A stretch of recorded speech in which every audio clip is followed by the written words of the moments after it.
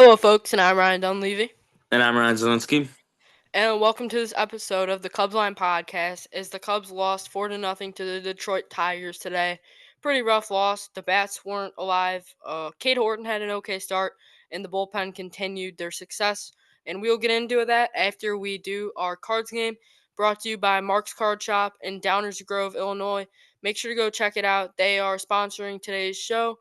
Make sure to go check them out. Great card shop, great business. Go check out Mark and his card shop. So let's get right into it. You know the drill, Ryan. All right, all good. This guy started his career with the Orioles, and he's been with them ever since. He just got back off of the IL.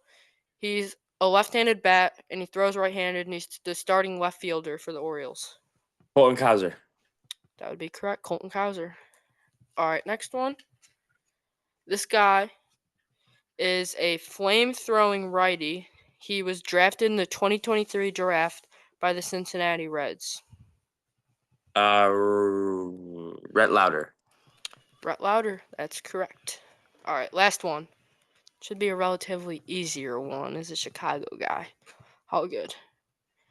This guy was a part of the Michael Kopech trade to the White Sox, and he is an infielder. Vargas. Yep, Miguel Vargas. So, Ryan, do you want to get into the recap? Yeah, we'll get into the dreadful game recap. Yeah. The Cubs dropped this one 4-0 to the Detroit Tigers. The Tigers improved to 43-24. The Cubs fall to 40-25, but the Cubs do retain a 4-game lead.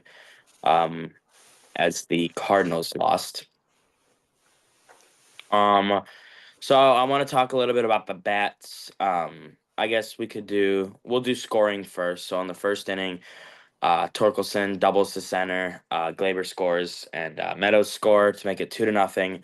I believe this was a 2-out double, right? Yeah, that would be correct. And one thing I do want to note is it was a full count and Cade walked Glaber Torres, and first inning walks always come back to haunt you in the long run, and a lot of the times they come back to score. So when you start runners on first and second, no outs, you're probably going to get some damage done. At least Cade was able to kind of control it just to 2 runs, but I thought it was going to get worse. But still, 2 outs, you're in a 2-2 count. You want to get Torkelson out there, but he's a very good hitter, and he did his job. Yeah, I agree. I think in the first inning it was another one of like, all right, this could have been worse. It's fine where we're at. Obviously it was enough to win, but again, coming out of that inning, I was like, all right, this could have been a lot worse. I'll take it. And then the fifth, Riley Green singles to left. Glaber scores, Carpenter scores, 4-0 Tigers. And then that rounds out the scoring. So only two plays. Both brought in 2 runs. Any thoughts on that? Yeah, there was also something top of the fourth inning I want to talk about. Happ and Tucker had back-to-back walks. Suzuki struck out, and then PCA hit a single. The ball was thrown home, and Ian Happ was called out. It was a bang-bang play. The Cubs challenged this play. I really thought Happ was safe there, but he ended up being out. There wasn't. I think he probably was safe, but there wasn't enough evidence to overturn the call, and that's what the MLB rule is. So I understand it, but very close play there. And then Carson Kelly walks with the bases loaded. Michael Busch hits a ball 107 miles an hour into center field. Parker Meadows makes a great leaping catch to end that inning. Cubs really needed to capitalize there, and they didn't. Ryan, anything on that? Um, Story of I mean this past week, like they can't hit with guys in scoring position, and really, they had their chances. I think they had their chance in the seventh too. Because I believe they had 2 on with like maybe 1 out, was it? Oh, Um, yeah, let me check that. Another thing I want to talk about, top of the fifth inning, Dansby hits a leadoff double, and then Nico Horner, a brutal strikeout call. He gets ejected. Craig Counsell gets ejected. You thought that would fire the boys up. Matt Shaw strikes out. Happ grounds out, which is pretty rough. And then in the top of the seven, Carson Kelly lined out to Baez, but that was another great that was Elmago an play. Almago play. That was a 2018 Javier Baez play. And then back-to-back knocks from Bush and Swanson with 1 out. Vidal flied out, kind of just a weak pop out, and then Which I Matt mean, Shaw yeah, lined out. I mean, you don't really expect Vidal to Do make much. make noise there. One thing I did want to note, I was confused why they put Vidal Brujan in the game instead of John Birdie. Birdie has played a lot of second base in his career, and I thought that he should have he deserved that spot. But I And don't know he's the about better you. hitter. And he's the better hitter. By So far, I was very very confused where they were going with that one. I mean, obviously you can't change it, but yeah, I was shocked when it wasn't John Birdie. yeah, I agree. That was probably Council's call still, but I don't know. I think it should have been John Birdie. Yeah, I agree. Um, and then I want to talk about the Cubs strikeouts. They struck out, I believe, 12 times today. You're not winning a game like that. I mean, you're not even Not coming at all. close. Like, Yeah, we put it on the Cubs Line podcast today. Like, you're not gonna win a ball game with over 10 strikeouts. That's brutal. yeah, I mean, I get it. Flaherty pitched well, but like, you can't strike out 12 times and expect to win a game against the best team in baseball. Like, it's just not going to happen. I think. Listen, did Cade give up 4? Yeah, but is that like we're not asking for a 7 inning 1 run outing. Like five innings, 4 runs is fine from the kid, right? Against the best team in baseball, like that's a fine start. I'm not gonna say out here or be out here and be like, oh yeah, he pitched amazing, but like he didn't really pitch that bad. His walks did come back to bite him. I want to talk a little bit about that, but he pitched fine. So there's no blame on Cade here. Even if he gave up 1 run, they would have lost the game. So, but yeah, I want to get your thoughts on Cade Horton's walk problem today. Oh yeah, they definitely came back to bite him. Cade Horton did have 6 strikeouts on the day, which was great, and I love to keep seeing him go up in that number. But what I'd like to see more is him reduce the walks. You look at Tarek Skubal, 0 walks versus the Cubs. A lot of these aces in the league, they don't walk guys. They do their job. They get strikeouts. They get big outs. They don't walk.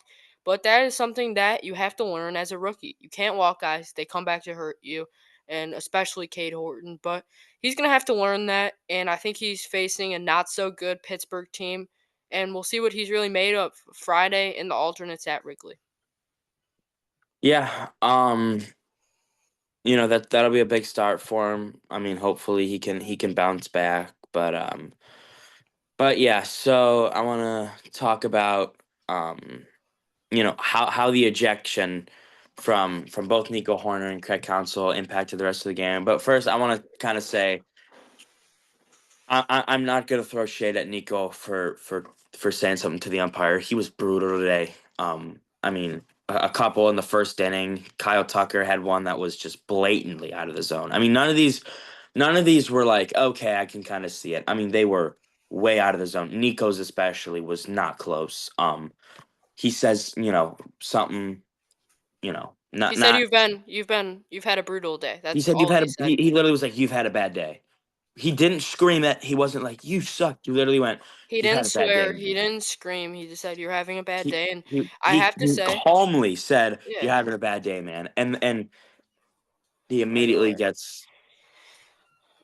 One thing I do want to say though is that I was totally okay with that ejection. The umpiring staff, Yep. I umpire. I'm not very tough on umpires. I understand what it's like to be yelled at, to be called names. I totally get it as an umpire. But Yeah. this umpiring staff in the MLB, that should not be tolerated. The best team in the NL versus the best team in the AL, huge series, that should not be tolerated. Yeah. That was brutal, and I think Craig should have got tossed yesterday. He could have gotten tossed on Friday. That was a awful umpiring crew, and I'm I fine think harping on them. I think the whole weekend was brutal. Honestly, like even yesterday, they was terrible.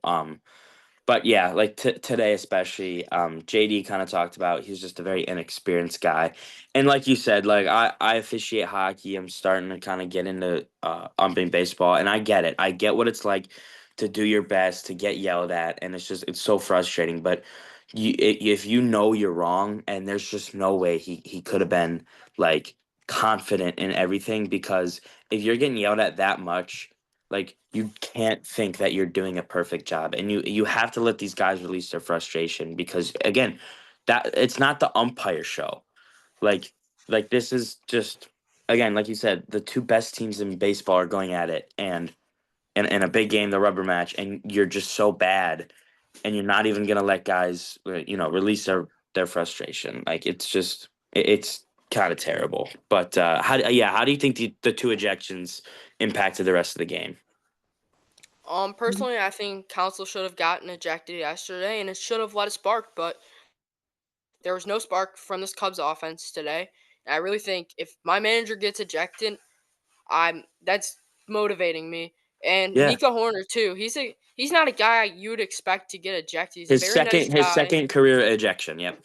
If Nico Horner's complaining about something, you know you're wrong because he's a great dude and he's not a guy to He's yell at an he's umpire. he's a calm, like, all right kind of Collected, guy. does his job. Yeah, for Yeah. sure.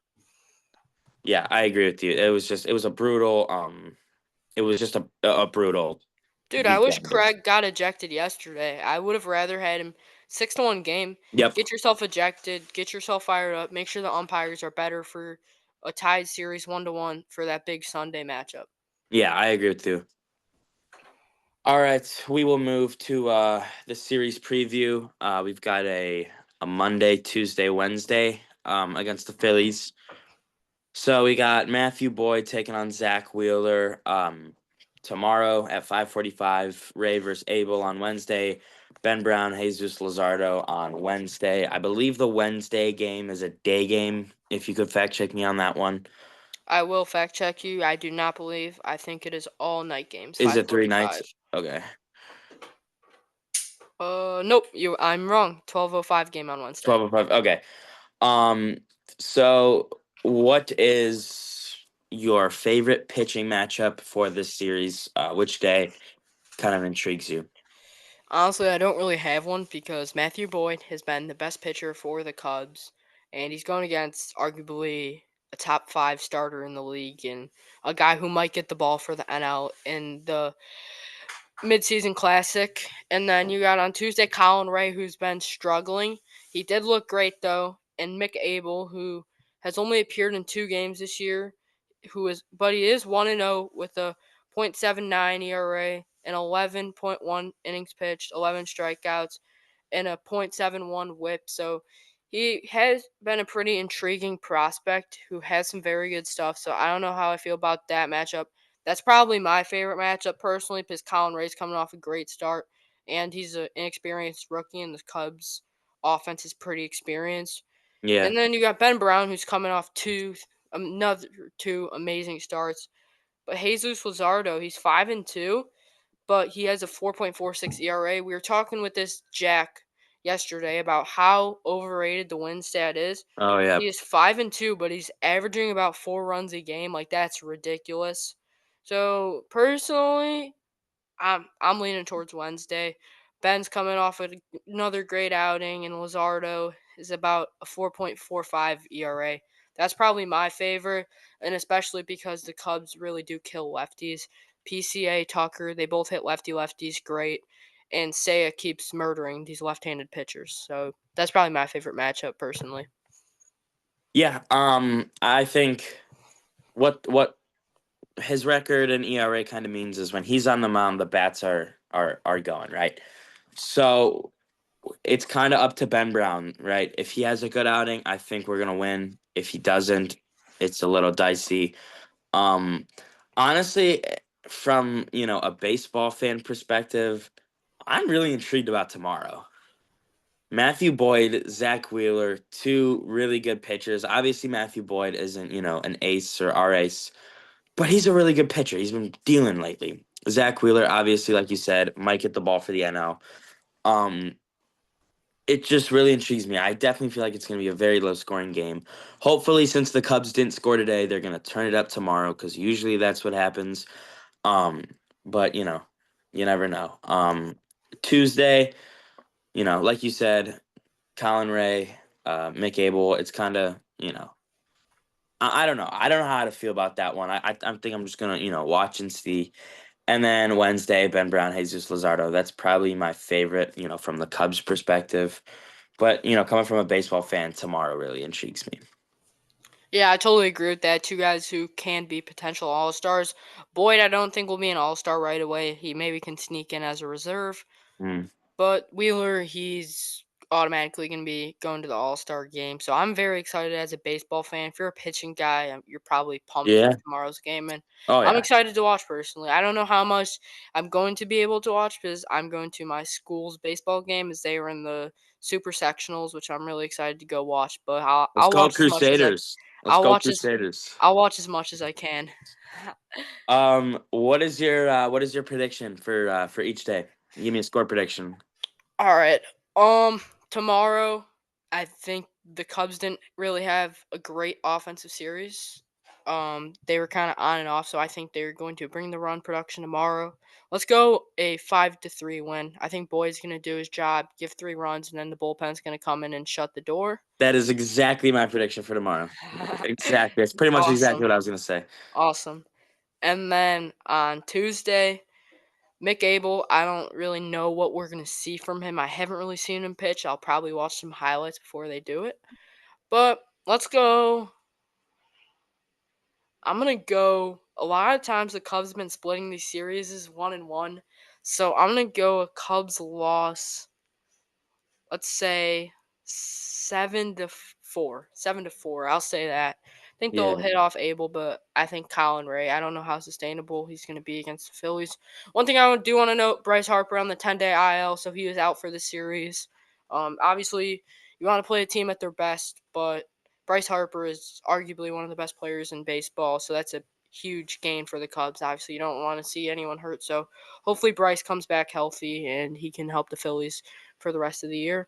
And then Wednesday, I'm gonna go Cubs get the series dub by a score of 5-1. I think Ben Brown's gonna come out, shut the door, and the Cubs are gonna continue to hit off of these left-handed arms and are gonna tee off on Luzardo. 5-1 win. Cubs win the series 2-1. Ryan, what are your predictions for Tuesday and Wednesday? So for tomorrow, obviously 5-3, exactly the same thing. Tuesday, I think the Phillies do win. I don't think Colin Ray pitches bad, but I don't think we hit Abel to where we really can. I think it's gonna be another slow game. I think that's gonna be a 3-1 Phillies win. And then for Wednesday, Ben Brown pitches well. I think he might go, 7 2/3. I think we win that. I'll say 6-4.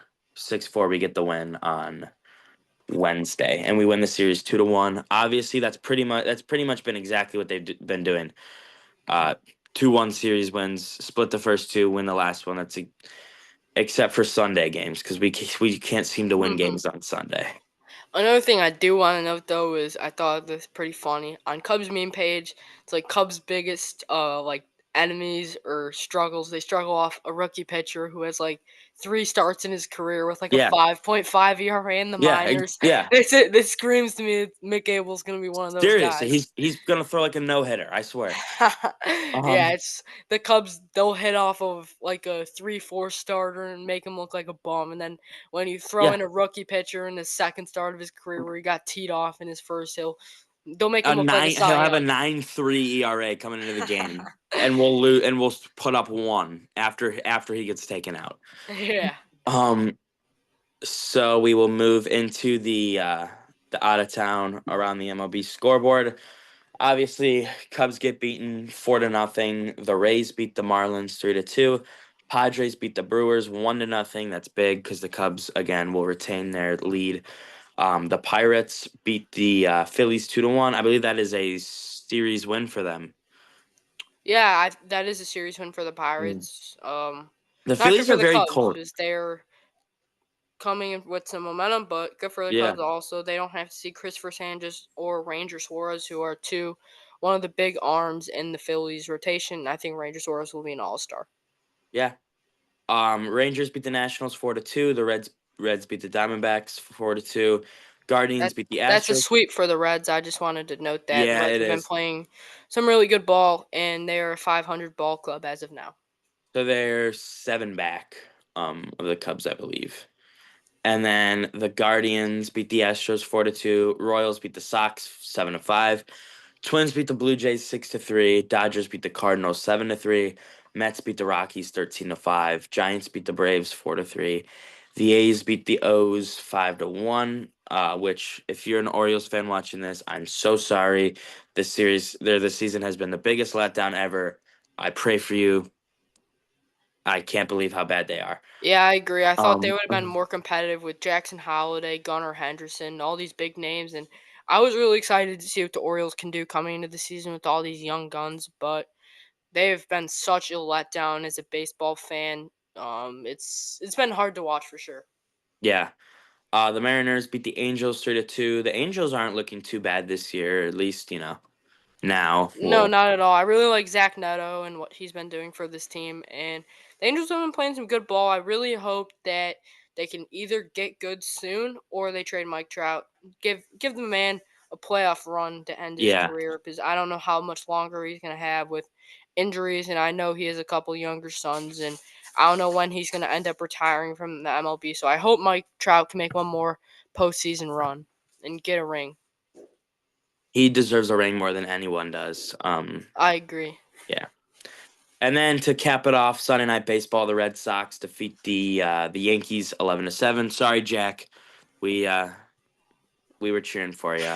Yeah, one thing I do want to say, every one of these Red Sox Yankees games is a high scoring affair and it's a movie. I mean, I love watching Red Sox Yankees, Cubs Yeah. Cardinals, all these rivalry games, and I love that the MLB Yeah. is really doing that. And you can argue that the Cubs should have been on Sunday Night Baseball, but there's nothing better than Red Sox Yankees at either Yankee Stadium or Fenway Park, and all these games are just a lot of fun to watch.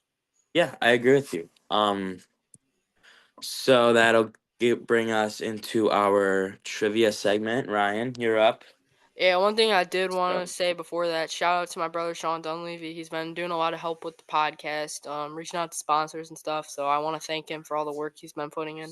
thank you, Sean. If you hear me right now, thank you, Sean. You've been great. All right, trivia question. Hold up, let me pull it up. Which Cubs pitcher in the 2020 season threw a complete game shutout versus the Milwaukee Brewers? Well, that's obvious. This is kind of an easier one. Alec Mills, You're right? kidding.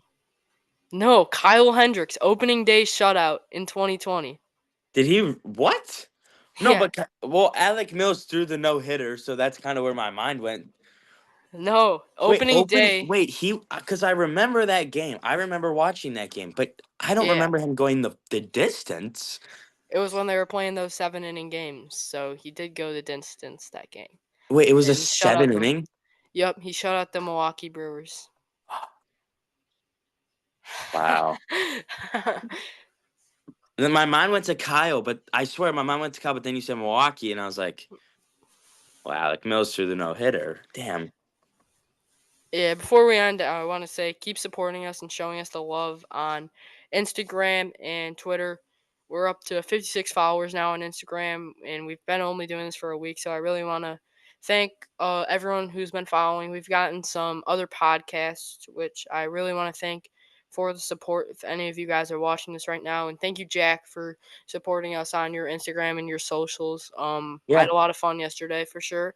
Make sure to go follow our Twitter at Cubs Line Podcast and go follow our Instagram at Cubs Line Pod. We'll put it in the description. Had a lot of fun. Thank you for tuning in to today's episode. I'm really excited to watch tomorrow's Cubs game. We will be putting in another episode tomorrow. We're trying to upload daily. And thank you guys for tuning in today's episode. Signing off, I'm Ryan Dunleavy. Ryan Zelinsky. And see you guys in the next video. Fly the W. Yes, sir. Thank you, guys.